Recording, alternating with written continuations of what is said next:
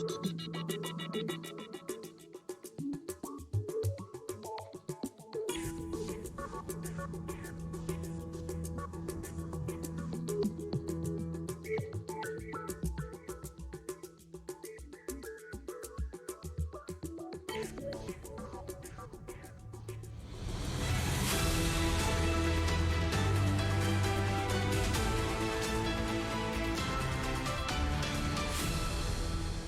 médecins, des soignants du Medipôle vont à ces familles et à leurs amis.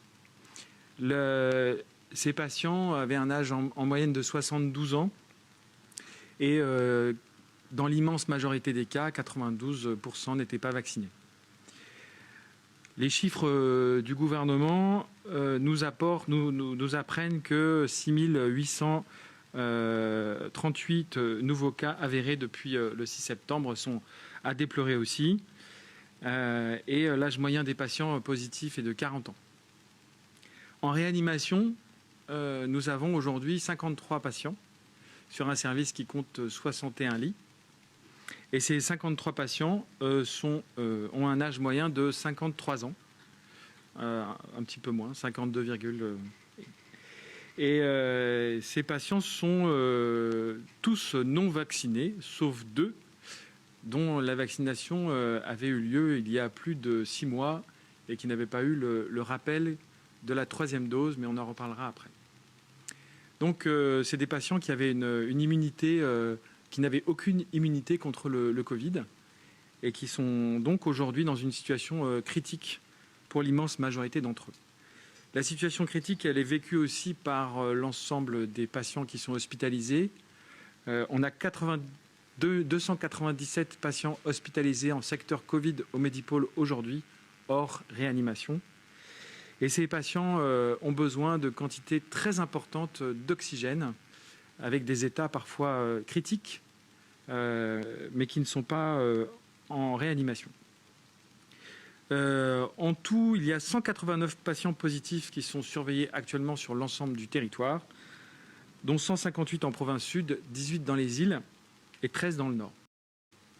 Il faut savoir qu'aujourd'hui, on organise avec la province des îles, avec l'île d'Ouvéa, un transfert de 2 patients qui arriveront ce soir, qui sont dans un état préoccupant et qui arrivent au Medipôle en fin de journée.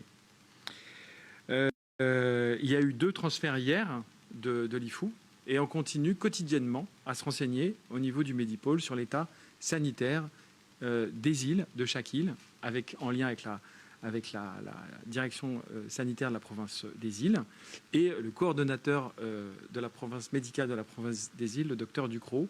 Tous les jours, nous avons des points, y compris avec le Nord, pour pouvoir récupérer tous les patients qui nécessitent une hospitalisation au Medipôle, des compléments d'examen. Ces nouvelles sont préoccupantes. Elles montrent la gravité de l'épidémie dans notre pays, et elles montrent aussi le faible taux de vaccination encore aujourd'hui de la population qui entretient un nombre important de cas graves. Vous savez que la vaccination protège des cas graves. Aujourd'hui, nos patients hospitalisés, dans 93% des cas, ne sont pas vaccinés ou n'ont pas un schéma vaccinal complet. Il y a aussi des patients qui guérissent et tous les patients qu'on peut faire sortir de l'hôpital, qu'on envoie à l'hôtel, vous savez comment ça fonctionne maintenant, il y a 20 à 30 sorties par jour de l'hôtel de gens qui rentrent à leur domicile et donc qui s'améliorent, qui guérissent et qui rentrent chez eux. On estime à environ 3 830 le nombre de patients guéris aujourd'hui. Certains ont encore besoin d'oxygène et certains ont encore besoin d'une petite surveillance et certains auront besoin d'une rééducation pneumologique derrière à l'issue de leur infection. Vous savez que le Covid laisse des séquelles. Et dans 100% des cas réanimatoires, on aura besoin d'une réanimation. Dans 70% des cas d'hospitalisation Covid en soins critiques, mais pas en réanimation, mais en soins critiques, on aura besoin aussi d'une rééducation pour marcher, monter les escaliers, etc.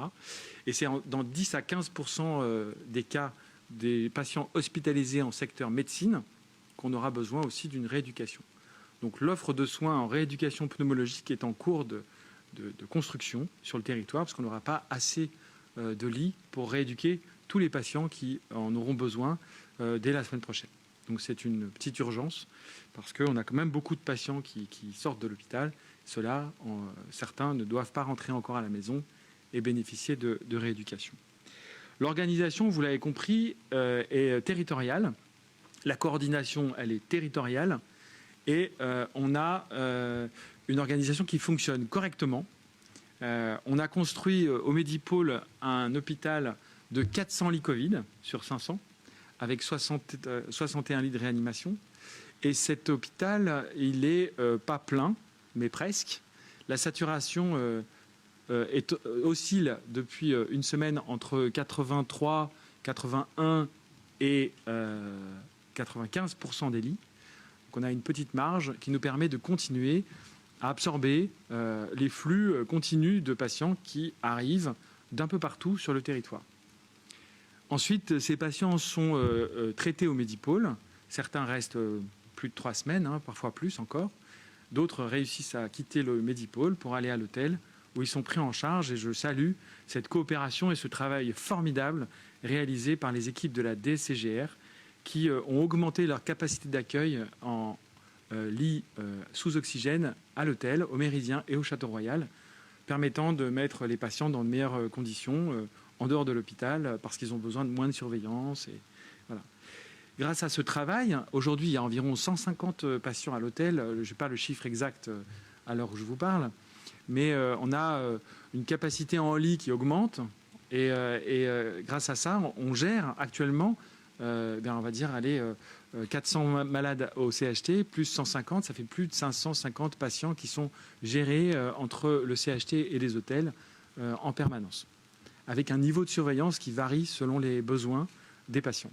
C'est une organisation unique, très bien rodée et qui aujourd'hui tient sous le coup des arrivées de patients et qui permet de soigner les patients dans des conditions humaines, décentes, adaptées. Et je tiens à féliciter et à exprimer toute ma gratitude et ma fierté envers l'ensemble des soignants du Medipôle, toutes catégories confondues, mais aussi l'administration, car un hôpital, ça fonctionne avec tout le monde, pour réussir ce pari un peu fou d'une capacité aussi énorme pour accueillir tous ces patients qui arrivent quotidiennement. Pour l'instant, ce système tient bon et on peut être tous très fiers du travail qui est fait dans votre hôpital. D'ailleurs, j'en profite pour remercier toutes les bonnes volontés qui se sont manifestées et qui viennent nous aider, remercier tous les témoignages de chaleur et de remerciements qui sont faits par l'ensemble de la population. Il y a beaucoup de dessins qui nous ont beaucoup touchés, des gâteaux qui nous font grossir. Et on est vraiment très content de voir qu'une grande partie de la population reconnaît cet énorme travail, qui est aussi une très grande souffrance, parce que on voit des patients mourir, on voit des patients qui s'asphyxient et qui s'angoissent à cette idée-là. Voilà, on a quand même beaucoup de guérisons et on a aussi beaucoup trop de décès. Vous savez qu'il y a beaucoup de polémiques aujourd'hui sur le territoire, comme dans tous les pays du monde, autour de certains traitements ou de la vaccination. Nous souhaitons vraiment que ces polémiques elles cessent. Nous essayons de porter le message que dans un moment aussi difficile que celui que nous vivons, nous ne devons pas faire preuve d'agressivité, nous ne devons pas faire preuve de colère, même si la maladie en soi, elle est injuste et qu'elle nous laisse souvent démunis. Nous devons faire preuve de courage et de solidarité pour essayer de limiter les conflits qui ne sont pas productifs et qui surtout nuisent à la prise en charge de nos patients. Donc j'en appelle au bon sens, à la générosité de tous, même si nous ne sommes pas d'accord entre nous, il faut quand même aider tout le monde, parce que notre population calédonienne en a besoin aujourd'hui plus que jamais. C'est vraiment un tournant dans notre histoire sur le plan des soins, et j'en appelle à la conscience de chacun pour qu'on puisse trouver un dialogue d'apaisement. Nous allons en tout cas y travailler au Medipôle pour trouver des solutions pour tout le monde. Le point que je voudrais aborder maintenant est en lien, puisqu'il s'agit de la vaccination. Donc j'ai les chiffres du gouvernement. Depuis samedi, 2955 personnes ont été vaccinées, avec 52,84% de la population totale qui ont reçu une première injection. Et 83 851 personnes ont reçu 2 doses.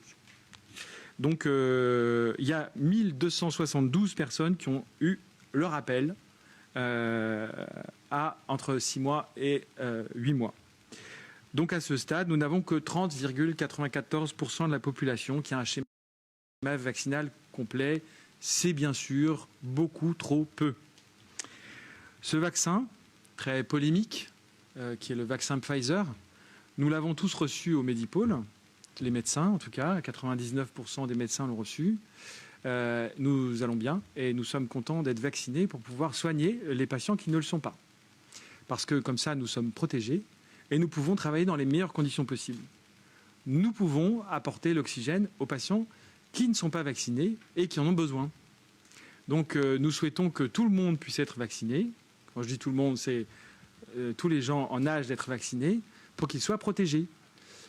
Je vous rappelle, vous ne le savez sûrement pas, mais le patient le plus jeune de la réanimation a moins de 30 ans, 27 ans. On en a un qui a 33 ans et qui a peu de comorbidité. Le variant Delta a une agressivité qui est un peu particulière, notamment chez les personnes obèses. Et parfois, on a juste l'obésité, et une obésité qui n'est pas faramineuse, une obésité classique qu'on voit beaucoup en Nouvelle-Calédonie. Et on a des gens donc jeunes, non vaccinés, qui contractent des formes graves. Donc nous souhaitons sauver le plus de monde possible. C'est notre métier. Voilà. Aujourd'hui, il n'y a pas de décès sur le nombre de patients vaccinés. Il n'y a pas, on a une pharmacovigilance qui est très pointue. Je sais que certains en doutent, mais on a une pharmacovigilance très pointue et on fait attention à tous les cas potentiels d'effets secondaires. On n'a pas de décès enregistrés au niveau de la vaccination. Par contre, on a déjà plus de 100 décès par le Covid et on va en avoir encore plus. Ce vaccin, il est assez simple en fait. Même si il peut faire peur, il est assez simple. C'est un vaccin ARN messager dont vous avez déjà entendu parler. Et il reproduit ce que la nature fait naturellement. Il le reproduit. Il reproduit ce que le virus pourrait vous faire si vous contractez le virus, mais sans attraper la maladie. On ne peut pas contracter le Covid avec une injection. Par contre, si vous n'avez pas un schéma vaccinal complet, vous pouvez attraper la maladie parce que vous n'êtes pas complètement immunisé, ou plus assez, comme c'est le cas des 2 patients dont j'ai parlé tout à l'heure, qui sont en réanimation, qui n'étaient plus assez vaccinés. D'où l'intérêt d'un rappel entre 6 mois et 8 mois pour que vous soyez correctement protégés. Donc, je demande aux patients, aux gens dans la rue, de réfléchir bien à l'impact que ce vaccin peut avoir en termes de protection. Le choix, en fait, il est individuel et on doit le respecter. Je comprends certaines réticences, mais quand on voit aujourd'hui qu'on travaille à l'hôpital, on se rend compte que la vaccination, chaque personne de plus, et si les messages que je viens délivrer, je ne fais pas partie du gouvernement, je suis président de la CME, je suis calédonien, je viens vous parler en tant que médecin. Eh bien, ces messages-là, s'ils pouvaient convaincre ne serait-ce que 10 personnes de plus, ce serait 10 personnes de sauver pour nous. Donc voilà pourquoi je viens devant vous aujourd'hui, c'est pour essayer de monter ce taux de vaccination aussi, parce que si quelques personnes peuvent avoir confiance en plus, c'est toujours des personnes en moins dans nos cimetières pour certains, ou avec des séquelles pour d'autres. Voilà. Après, il y a des gens qui n'auront pas de forme grave, bien sûr. Tous les gens ne vont pas mourir, évidemment. Et il y a quand même 20% de formes qui sont graves et qui sont avec séquelles dans cette maladie. Les 80% autres n'en feront pas. Mais dans notre entourage, nous connaissons tous quelqu'un qui pourra faire une forme grave. Tous, nos vieux, nos parents. Voilà. Donc ce vaccin, eh bien, ma foi, pour l'instant, c'est la seule solution que nous avons. Et après, ça, c'est l'oxygène. Donc l'oxygène, nous en consommons énormément au Medipôle pour pouvoir faire respirer les patients. Un dernier point qu'on m'annonce, c'est l'arrivée très prochaine du vaccin Janssen, 2000 doses, qui est nécessaire pour, a priori, eh bien, élargir l'offre vaccinale. Donc voilà, je pense que le gouvernement vous en reparlera très rapidement. Donc les messages que je souhaite laisser au total, c'est nous avons une organisation solide. Nous devons être solidaires. Il n'y a plus la place au conflit, aux critiques. Aujourd'hui, nous sommes tous dans le même bateau. Donc nous souhaitons que les critiques cessent et nous n'en ferons pas envers ceux qui nous critiquent. Et le troisième message, c'est qu'il faut vous faire vacciner parce qu'aujourd'hui, c'est le seul moyen utile pour vous protéger, avec bien sûr les gestes barrières. Voilà. Si vous avez des questions, je suis prêt à y répondre. Bonjour, Morgane Boucher, Radio Rythme Bleu. Alors on voit que les chiffres ne cessent d'augmenter. En revanche, ceux de la réanimation n'augmentent pas. Comment ça s'explique ? Alors, on a des patients en réanimation qui ne sont pas tous intubés. On a environ un tiers, un peu plus, de patients qui sont intubés. Et ceux qui ne sont pas intubés ont ce qu'on appelle un protocole d'hyperventilation, c'est-à-dire 60 litres par minute. Alors, ça ne vous parlera pas, hein, mais c'est comme si vous rouliez à 450 km/h avec votre voiture au lieu de 100 km/h. Donc, on fait rouler l'oxygène à cette vitesse pour être sûr que les poumons continuent de fonctionner parce qu'ils sont détruits. Mais ça évite l'intubation. Et donc, grâce à ce protocole, qui est un protocole tout à fait adapté et qui est hérité de l'expérience de tous nos collègues de métropole, on arrive à intuber le moins de personnes possible et donc de sauver le plus possible. Ce qui explique qu'on ait des sorties de réanimation vers les autres services. On a tous les jours 2 à 3 sorties et on a aussi des décès, malheureusement, de patients qui ne survivent pas. On a eu 3 décès hier en réanimation. Donc ce sont des patients les plus graves, bien sûr. Donc tous les jours, on a 4-5 entrées possibles en réanimation. Donc on essaye de faire le maximum pour permettre l'accès à la réanimation pour le plus grand nombre de patients possible sur tout le territoire. Lorelai O'Brien, c'est première. Vous avez dit que la Calédonie a dépassé la barre des 100 morts du Covid. Combien donc de nouveaux décès sur les dernières 24 heures ? On a 8 nouveaux décès sur les dernières 24 heures. 101 décès en tout, mais ce nombre ne cesse d'augmenter. Dans 2 heures, il sera faux, probablement 102 ou 103. Donc aujourd'hui, à l'heure où je vous parle, c'est 101 et 8 décès depuis hier au CHT. Une autre question peut-être relative à la manifestation anti-restriction sanitaire. Je sais que vous ne faites pas partie du gouvernement. Néanmoins, est-ce que vous avez un avis sur ceux qui ont pris la parole pendant cette manifestation pour traiter la DAS, notamment d'assassin, parce qu'elle refuserait de laisser les médecins prescrire, je cite, des médicaments qui soignent le Covid, référence à l'ivermectine ? Bien sûr, j'ai un avis là-dessus. Je comprends en fait. Voilà, je comprends qu'il puisse y avoir beaucoup de colère. Et je crois que c'est beaucoup lié au fait que les médecins se sentent impuissants. Quand on a la grippe, on prescrit de l'aspirine ou du paracétamol. Mais la grippe tue peu. Donc on n'a pas ce sentiment de frustration ou d'impuissance que le médecin peut avoir face à une maladie qui, elle, la Covid, va tuer. Et comme on n'a pas grand-chose à prescrire, le médecin se sent dans une situation d'impuissance totale. Donc oui, on peut prescrire des vitamines, bien sûr. On peut prescrire d'autres médicaments, mais certains n'ont pas été reconnus comme utiles. Certains ne sont pas des médicaments. Mais refuser cette prescription aux médecins, à ceux qui veulent les prescrire, c'est source d'une grande frustration que je comprends. Malheureusement, les règles sont là. Les médecins doivent suivre les règles. Et donc, au lieu d'exprimer cette colère ou cette frustration, il faut trouver d'autres moyens d'aider les patients. Et je pense qu'un des moyens les plus simples, c'est prendre le temps d'écouter la plainte, d'expliquer les choses, ça prend du temps. Mais ce temps-là, sans prescription au final, pour bien orienter le patient quand il va s'aggraver. Vous savez qu'aujourd'hui, on a toujours des patients qui arrivent trop tard à l'hôpital. On a toujours des patients qui ne sont pas pris en charge sur leur maladie non Covid. On a un retard de prise en charge qui va s'accumuler. Voilà où les médecins, ils ont un rôle très important. C'est pas dans la prescription d'ivermectine, mais c'est plutôt dans l'écoute, dans la compréhension et dans l'orientation adaptée. Bonjour, Pierrick Châtel des Nouvelles-Calédoniennes. Je vais aller dans le droit fil de la question de ma consoeur. Qu'est-ce que vous dites? Les médecins sont censés respecter les règles, mais que faut-il faire quand certains, visiblement, ne les respectent pas? Il y a un groupe là, un groupe opposé à la vaccination qui a partagé un courrier, a priori, de l'un de vos confrères, qui dit donc non seulement qu'il y aurait des preuves biologiques de décès liés à l'injection du vaccin, et il a tout un tas de preuves et de choses à prouver. Qu'est-ce que les médecins ou qu'est-ce que la communauté scientifique fait quand l'un des vôtres, effectivement, sort de ce chemin? Je crois que c'est la vie, malheureusement. Hein. Je crois qu'il ne faut pas stigmatiser et il ne faut pas réagir avec agressivité, même si je ne vous cache pas que certains d'entre nous à l'hôpital souhaitent faire preuve exprimer leur colère, en fait, on va dire ça comme ça. Je crois que ça ne sert à rien.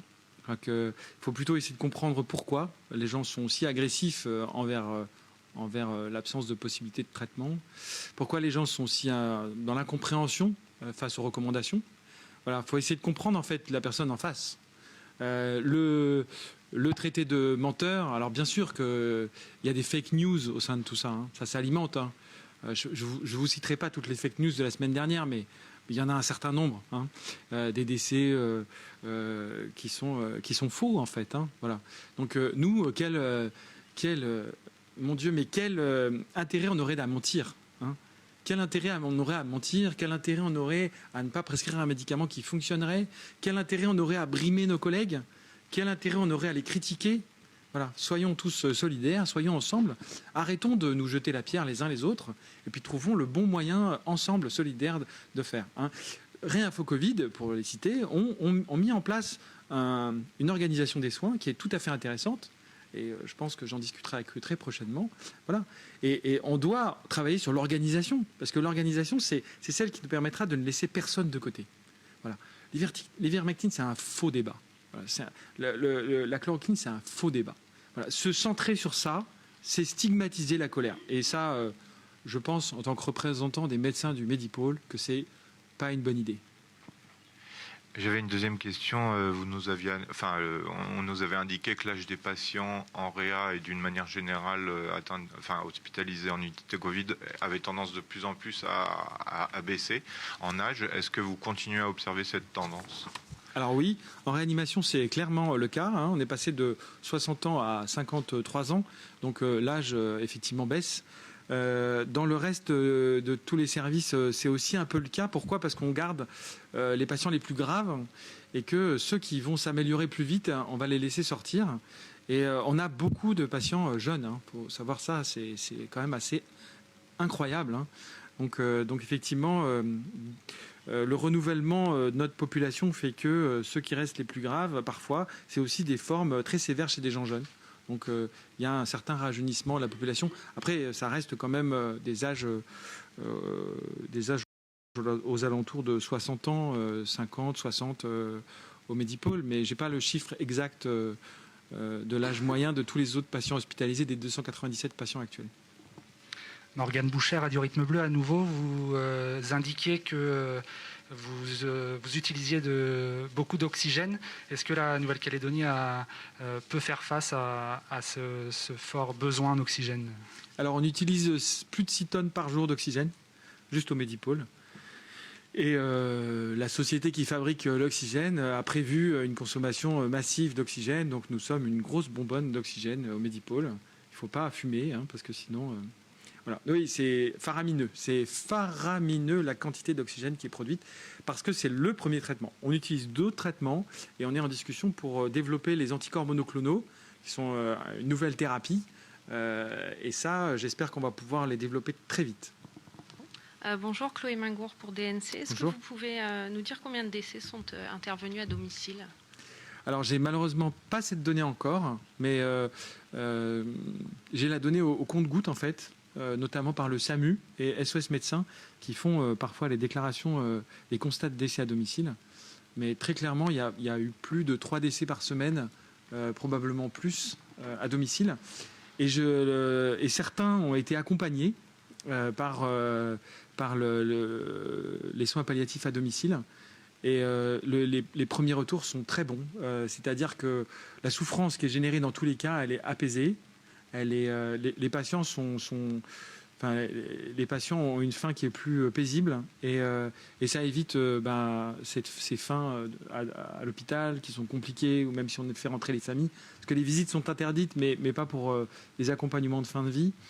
Mais malgré tout, on ne peut pas faire rentrer toute la famille alors qu'elle est présente à domicile. Il y a un accompagnement qui est absolument extraordinaire. Et je tiens à féliciter cette équipe cette équipe de trois personnes à chaque fois avec les psychologues.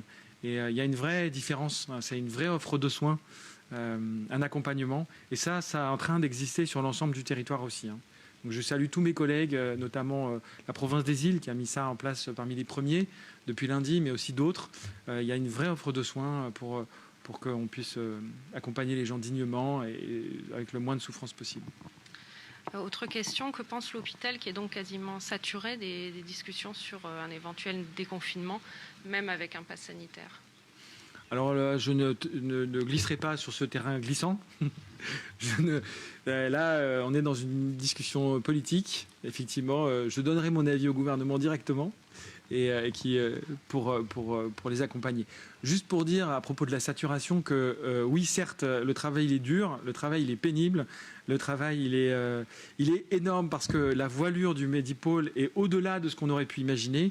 Les équipes s'épuisent, les équipes donnent le meilleur, et grâce à la réserve sanitaire qui est arrivée, la réserve sanitaire et la solidarité nationale, on a une petite bouffée d'oxygène, nous aussi, qui permet de faire souffler certaines infirmières qui travaillaient non-stop depuis 3 semaines, presque, des médecins. On a des médecins qui sont sur le pont sans demi-journée de libre depuis plusieurs semaines. Donc ça fait très plaisir. Ça ne suffit pas, clairement, ça ne suffit pas. Et je crois qu'il y a des aides qui sont redemandées encore. Voilà, si on veut tenir avec cette quantité d'offres de soins qui est vraiment énorme, il faut qu'on soit aidé parce qu'on n'a pas la ressource en interne dans le pays pour faire ça. Il y a aussi la DSCGR, il faut aussi aller dans les îles. La réserve sanitaire est distribuée sur l'ensemble du territoire. Au CHN, ils sont très contents d'avoir vu arriver un réanimateur, par exemple, etc. Donc je les remercie. Mathieu Anderel pour Calédonia, vous avez évoqué les anticorps monoclonaux ou de synthèse. En France, on voit qu'ils sont utilisés notamment pour les personnes qui ont du mal à développer des anticorps par la vaccination ou par la maladie. À qui est-ce que ces anticorps pourraient être adressés, et est-ce que c'est réaliste d'envisager un traitement avec ces anticorps monoclonaux en sachant qu'ils sont relativement chers aussi? Alors la première population que nous souhaitons privilégier, c'est nos patients insuffisants rénaux, et notamment les greffés rénaux, parce que c'est des malades extrêmement fragiles. Il y a environ 50 dossiers en attente de traitement par anticorps monoclonaux pour cette population qui est particulièrement à risque, qui a été extrêmement bien vaccinée par les néphrologues du territoire, mais qui est quand même à risque malgré tout. Donc c'est une population qui pourrait être une population cible. Mais il y en a d'autres, bien sûr. Il y a 2 types de prise en charge avec ces anticorps monoclonaux. Une curative pour soigner, voilà. Et ça, c'est pour empêcher les gens de faire des formes graves quand ils ont déjà la maladie, qu'elle est déjà grave, c'est pour éviter qu'elle s'aggrave encore. Et puis il y a des traitements préventifs, des schémas préventifs de traitement avec ces mêmes anticorps. Ceux-là, malheureusement, il faudrait qu'on ait beaucoup de traitements pour pouvoir les appliquer. Je ne suis pas sûr qu'on soit en mesure de le faire ici, mais c'est possible en tout cas. Ça existe. Un petit peu dans la même idée, donc vous avez rappelé que la 3e dose était offerte à la population. Du coup, cette 3e dose s'adresse à qui? À l'ensemble de la population, aux plus de 65 ans? Et oui, donc elle s'adresse à tout le monde, cette 3e dose, pardon. Alors, cette 3e dose, alors, l'ADAS a bien travaillé là-dessus. Clairement, il faut d'abord privilégier les populations les plus à risque, donc les patients plus de 60 ans, et puis les populations qui sont en contact avec les patients. Donc, au Medipôle, quasiment tous les médecins ont reçu une 3e dose, parce qu'on était à plus de 6 mois, on a été vaccinés dans les premiers, voilà, puisqu'on est en contact direct. Donc, c'est les populations les plus à risque qu'il faut vacciner en premier, mais après, si on a les moyens de le faire, il faut vacciner autant qu'on peut pour les gens qui avaient... Mais c'est une population qui existe déjà, parce que la troisième dose, c'est des gens qui ont déjà été vaccinés et qui seront motivés à se revacciner. C'est pas la population cible de mon discours aujourd'hui, parce que ceux-là, ils sont déjà convaincus. Et je les remercie d'ailleurs, parce que ceux-là, je suis content qu'ils viennent pas à l'hôpital. Vous voyez, mais c'est tous les autres en fait qui m'intéressent. C'est ceux qui sont encore dans le doute et qui se posent encore des milliards de questions.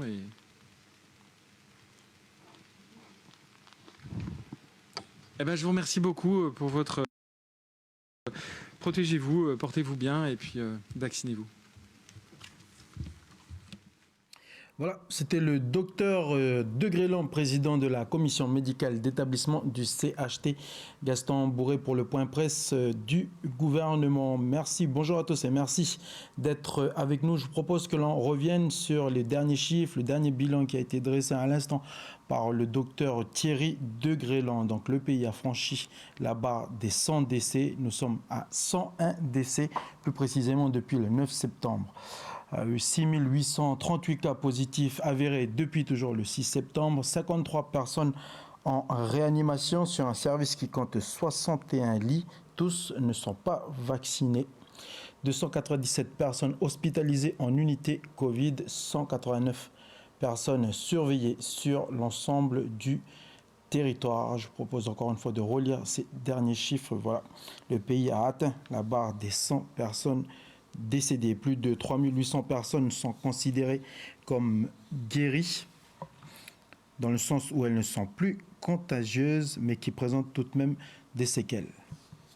Donc le docteur Thierry Degrélan, qui était seul à animer cette conférence de presse, contrairement à ce que l'on a pu annoncer, où la présence de M. Slamet était aussi évoquée. Je l'annonçais hier, on devrait avoir une allocution commune en cette fin de semaine du président du gouvernement, Louis Mapou, et Patrice Faure, le haut-commissaire de la République, au sujet d'une date de déconfinement progressive. Plus de, comme je le disais, 3 800 personnes sont considérées comme guéries, donc c'est-à-dire qu'elles ne sont plus contagieuses, mais elles présenteront tout de même quelques séquelles. Voilà, ce sont les derniers chiffres qu'on peut vous livrer aujourd'hui, et il a bien précisé, le docteur Degrélan, ce sont des chiffres qui peuvent varier, qui peuvent augmenter, changer très rapidement dans la minute qui suit. Je propose que l'on revienne également sur l'actualité d'hier. Comme on l'a évoqué dans notre édition de 18h, les élus du Congrès ont voté pour la délibération modifiant le budget de la Nouvelle-Calédonie, qui prévoit ainsi une rallonge de 3,5 milliards de nos francs pour le RUAM, afin d'éviter la cessation de paiement. Cette somme va permettre aux hôpitaux de pouvoir faire face, de payer le salaire du personnel médical pour les mois d'octobre et de novembre. Le financement de cette décision modificative est assuré grâce à un prêt à taux zéro provenant d'établissements publics comme l'Office des postes et des télécommunications, le Fonds Nickel et le Port autonome. Dans un communiqué, l'Avenir en confiance appelle le 17e gouvernement, la personne de Mme Virginie Ruffnac, à faire appel à l'État pour un prêt ou une subvention. Je propose que l'on écoute la réponse de Yannick Slamet, le porte-parole du gouvernement. Pour le moment, on est à évaluer les dépenses qui sont liées à la crise.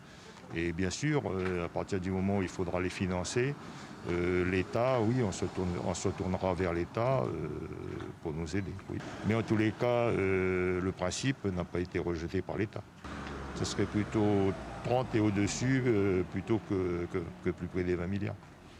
Voilà, Yannick Slamet, le porte-parole du gouvernement, qui répondait au micro d'Océane Dacunha. À noter que la délibération modifiant le budget prévoit aussi d'inscrire au budget 700 millions de dépenses supplémentaires afin de permettre la prise en charge de dépenses liées au Covid, comme la réquisition des hôtels ou encore les voyages avec Air Calin. Face aux élus du Congrès, le 17e gouvernement a aussi fait l'objet de reproches sur la manière de communiquer et l'absence du plan global de vaccination. On écoute toujours le porte-parole du gouvernement, Yannick Slamet. Oui, la communication est compliquée, mais en tous les cas, un plan global de vaccination doit reposer sur des statistiques. Et on n'avait pas assez de recul pour avoir des statistiques pour pouvoir cibler la vaccination. Aujourd'hui, je pense qu'on a tous les paramètres, ou presque tous les paramètres.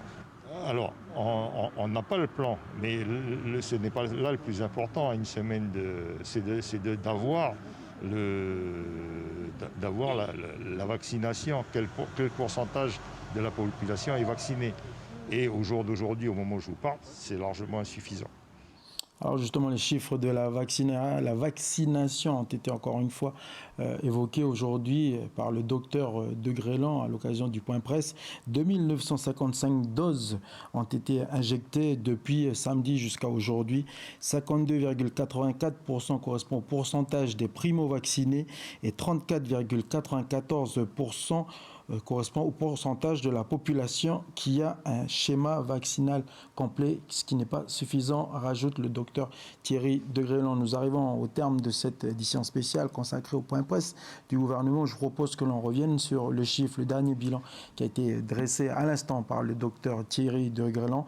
Le pays a franchi la barre des 100 décès depuis le début de la crise, qui porte à 101 décès.